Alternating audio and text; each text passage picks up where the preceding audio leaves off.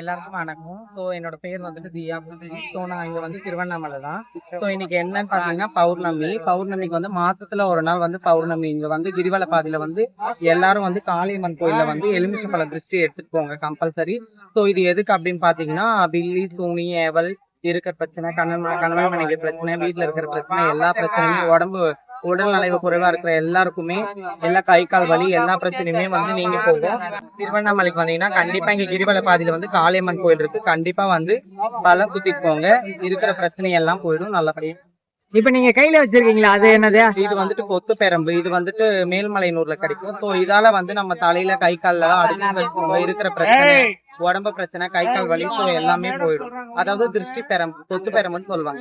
நீங்க இந்த கோயில மட்டும் தான் சுத்தீங்களா, வேற கோயில்? இல்ல, மோஸ்ட்லி இருக்கிற எல்லா கோயிலுமே சுத்துவாங்க. மாசத்துல பௌர்ணமி அன்னைக்கு காளியம்மன் கோயில்ல நாங்க இருக்கோம். கண்டிப்பா வாங்க, திருஷ்டி சுத்திட்டு போங்க. கிட்டத்தட்ட எத்தனை வருஷமா இதை நீங்க பண்ணிட்டு இருக்கீங்க? இது அப்ப இருந்தே அந்த காலத்துல இருந்தே எல்லாருமே சுத்திட்டு இருக்காங்க. அது அப்படியே மாசம் அப்படியே வழிபடும்.